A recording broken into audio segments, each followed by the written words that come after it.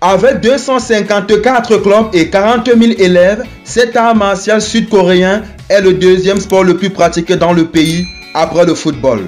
Le champion du monde Cheikh Cissé est le symbole du succès du taekwondo en Côte d'Ivoire. C'est la consécration d'un rêve et le titre qui manquait dans mon palmarès, déclare à l'AFP Cheikh Cissé, sacré le 4 juin 2023, champion du monde de taekwondo à Bakou en Azerbaïdjan. En plus de ce titre, 3 des 4 médailles olympiques remportées par la Côte d'Ivoire l'ont été en taekwondo. En 2016 à Rio au Brésil, Cheikh Cissé avait remporté l'or et sa compatriote Ruth Gbagbo le bronze. Elle avait réitéré sa victoire en 2020 à Tokyo.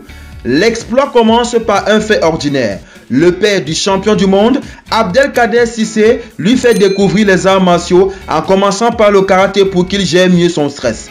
Formé au centre de formation de Koumassi à Abidjan, Cheikh Cissé est arrivé à 11 ans à peine, se souvient son premier entraîneur de taekwondo, Christian Krakbé. Né à Bouaké dans une famille modeste, le petit Cissé s'entraînait dans des conditions très difficiles, parfois sur le sol nu, rappelle Christian Krakbé. Ici on a les hommes, mais en termes d'équipement, de matériel, on n'est pas logé à la même enseigne que les occidentaux.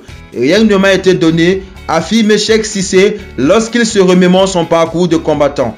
Il a essayé de forcer le destin par les entraînements et par sa volonté. Son ancien entraîneur n'hésite pas à dire qu'il est le prototype d'athlète que tout coach voudrait avoir. Il aime l'entraînement, a une bonne base technique et ne triche pas.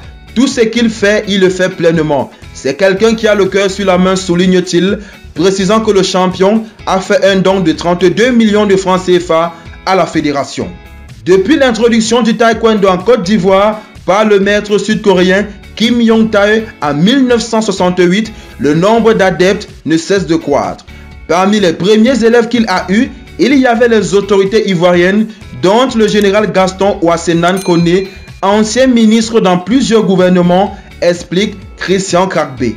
Cet engouement des élites a donné de la visibilité à la discipline qui compte aujourd'hui 254 clubs et 40 000 élèves âgés de 4 à 80 ans.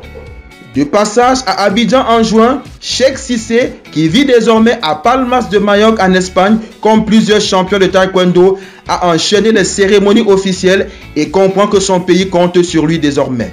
Le président Alassane Ouattara m'a chargé de parler à la jeunesse, déclare-t-il après une entrevue avec le vice-président ivoirien Thiemoko Koné.